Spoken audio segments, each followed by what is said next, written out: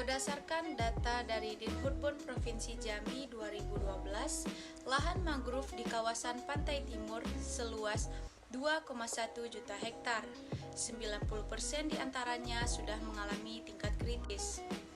Guna mengatasi kerusakan ekosistem di wilayah pesisir pantai Kabupaten Tanjung Jabung Timur dan Kabupaten Tanjung Jabung Barat Provinsi Jambi, perlu dilakukan reboisasi secara besar-besaran. Ini dikatakan Mapanggara, Hukum Pengamat Bidang Lingkungan Hidup dari LCKI, Lembaga Cegah Kejahatan Indonesia, Jambi. Hutan bakau di Tanjung Jabung Timur yang masuk kawasan cagar alam seluas 3.286 hektar, berada di sepanjang pantai mulai dari Desa Pangkal Duri, Kecamatan Mendahara, hingga Kecamatan Nipah Panjang. Kabupaten Tanjung Jabung Timur Provinsi Jambi saat ini semakin rusak akibat perambahan dan terjadi abrasi terus-menerus di pantai timur wilayah itu yang membuat tanaman bakau atau mangrove banyak yang punah. Akibat adanya perambahan hutan bakau oleh sebagian masyarakat. Sejumlah jenis pohon bakau yang bernilai ekonomi tinggi, diantaranya dapat digunakan untuk kayu bangunan, pembuatan chip, kayu bakar, arang, serta sumber obat, walau skalanya kecil.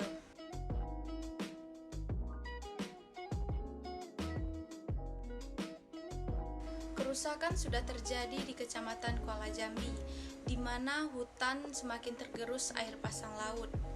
Luas hutan bakau juga turun drastis akibat okupasi lahan oleh masyarakat. Konservasi hutan bakau yang berstatus cagar alam tersebut menjadi tambak, kebun kelapa, dan sawah membuat hutan bakau pada beberapa tempat menutupi areal sempit beberapa puluh meter di pinggir pantai. Pada tempat-tempat tersebut, pohon-pohon kelapa rakyat dengan mudah dapat dilihat di belakang vegetasi bakau.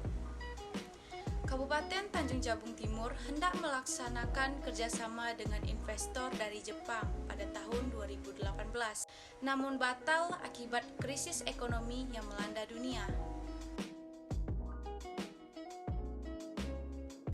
Pada tahun 2012, Kabupaten Tanjung Jabung Timur mulai ditanami sekurangnya 27.000 batang mangrove. Sebelumnya, telah membuka proses sosialisasi di dua kecamatan di Tanjung Jabung Timur, yakni Kecamatan Kuala Jambi dan Mendahara.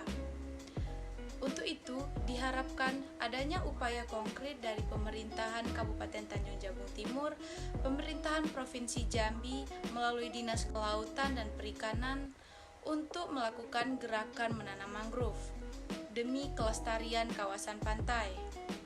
Penanaman tahap kedua dilakukan pada bulan November 2013 di Desa Lembur dan Desa Mendahara Ilir.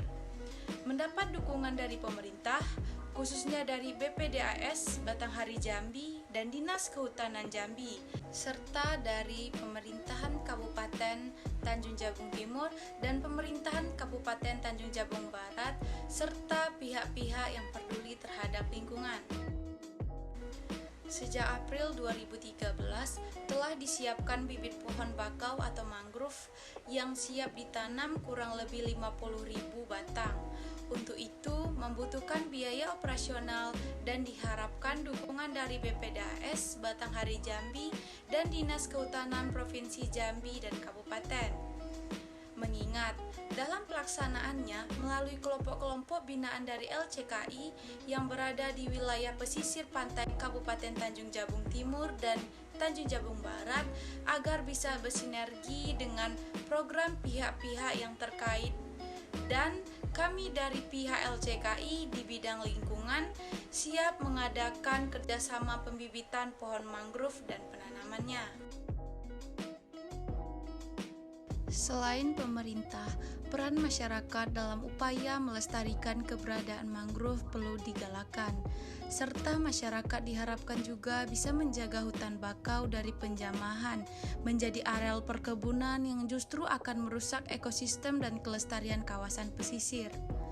Hutan bakau pada umumnya berfungsi melindungi pantai dari abrasi, mencegah intrusi air laut, habitat biota air, dan berbagai jenis burung, mamalia, reptil, dan amfibi. Selain itu, perakaraan bakau dapat menahan dan mengendapkan lumpur sehingga dapat memperluas daratan. Keragaman genetik pada jenis-jenis menjadi komponen utama bakau perlu pula dilakukan. Landasan hukum yang dijadikan pegangan untuk memayungi pengelolaan dan pelestarian serta konservasi hutan mangrove di Indonesia masih mengacu pada peraturan perundang-undangan sebagai berikut. 1. Undang-Undang Dasar 1945 Pasal 33 Ayat 3. 2. Undang-Undang Nomor 5 Tahun 1960 tentang ketentuan-ketentuan pokok agraria. 3. Undang-Undang Nomor 5 Tahun 1967 tentang ketentuan-ketentuan pokok kehutanan. 4. Undang-Undang Nomor 5 Tahun 1974 tentang pokok-pokok pemerintahan di daerah. 5. Undang-Undang Nomor 11 Tahun 1974 tentang pengairan. 6. Undang-Undang Nomor 5 Tahun 1979 tentang pemerintahan desa. 7. Undang-Undang Nomor 4 Tahun 1982 tentang ketentuan-ketentuan pokok pengelolaan lingkungan hidup. 8. Undang-Undang Nomor 9 tentang perikanan. 9. Undang-Undang Nomor 5 Tahun 1990 tentang konservasi sumber daya alam hayati dan ekosistemnya. 10. Undang-Undang Nomor 24 Tahun 1992 tentang kepariwisataan. 11. Undang-Undang Nomor 24 Tahun 1992 tentang penataan ruang. 12. Peraturan Pemerintah Nomor 64 Tahun 1967 tentang penyerahan sebagian urusan bidang perkebunan, perikanan, dan kehutanan kepada daerah Swantantara tingkat 1. 13. Peraturan Pemerintah Nomor 28 Tahun 1985 tentang perlindungan hutan. 14. Peraturan Pemerintah Nomor 29 Tahun 1986 tentang analisis mengenai dampak lingkungan. 15. Peraturan Pemerintah Nomor 15 Tahun 1990 tentang usaha perikanan. 16. Peraturan Pemerintah Nomor 20 Tahun 1990 tentang pengendalian pencemaran air. 17. Peraturan Pemerintah Nomor 27 Tahun 1991 tentang rawa. 18. Peraturan Pemerintah Nomor 35 Tahun 1991 tentang sungai. 19. Peraturan Pemerintah Nomor 45 Tahun 1992 tentang penyelenggaraan otonomi daerah dengan titik berat pada daerah tingkat 2. 20.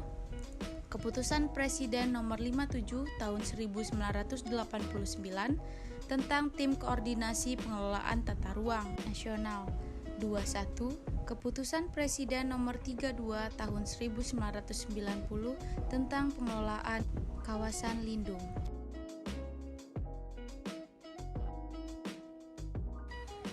Hanya itu yang dapat saya sampaikan. Apabila terdapat kesalahan pemaparan materi, lebih dan kurang mohon maaf. Wassalamualaikum warahmatullahi wabarakatuh.